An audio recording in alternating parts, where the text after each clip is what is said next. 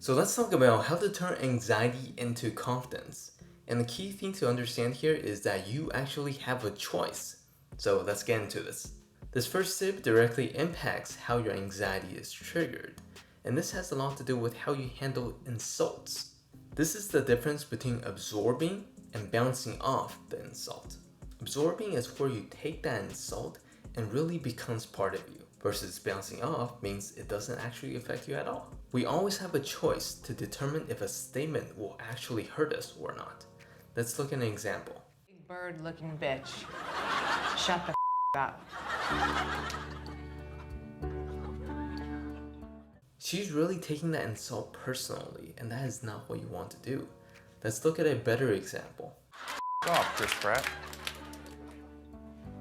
Aww. So what he has really done here is just treat it like a simple opinion. When you're looking at an insult, don't make it bigger than it actually is. Are you gonna let one line from one person ruin your entire day? No, it's simply not worth it. It's such a small part of your life. If someone can use that one statement and steal away your happiness, don't make your happiness that cheap. Make it really hard for someone to ruin your day. So if you want, you can also limit your time on social media to kind of keep yourself mentally sane. Now, another way to reinforce your confidence is to affirm and reaffirm someone's question. Look at how Chris Pratt here just casually reaffirms his answers.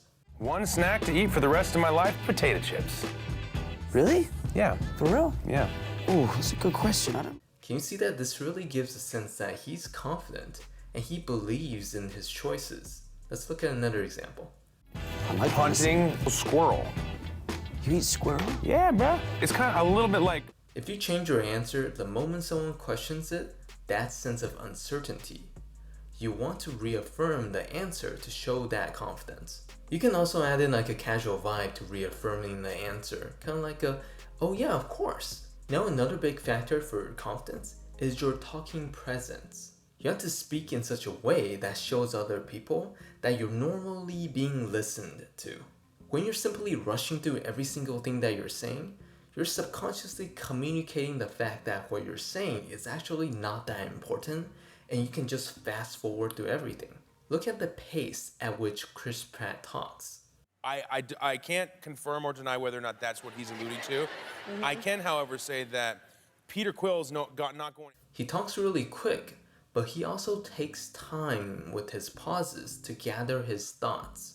He's talking in such a way that there's no pressure or time constraint for him to finish what he's saying. So articulate and pace yourself when you're talking to people like they want to hear what you have to say. This last tip is about removing doubtful signals from your body when you're talking. Let's look at some bad examples. How do you feel when you're like a favorite? What does that do to you? It was very depressing. We were joking about suicide.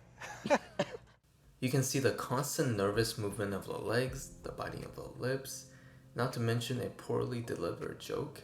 Now let's look at Chris Pratt's response. You had another baby girl since the last time I saw you. Yes, I did. Yes, I did. Thank you. Thank you. Yeah. You did it this... You can see that he's smiling, open body language, natural body movements. He has a strong positive verbal response. If you can simply be still and eliminate the doubtful signals, it can greatly increase your speaking credibility.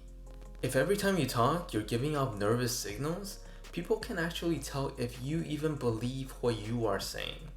If you feel like you have gotten something out of this, don't forget to give this video a like, that would be much appreciated. And if you want to learn how to be more confident in difficult situations, there's another video on that and go check that out.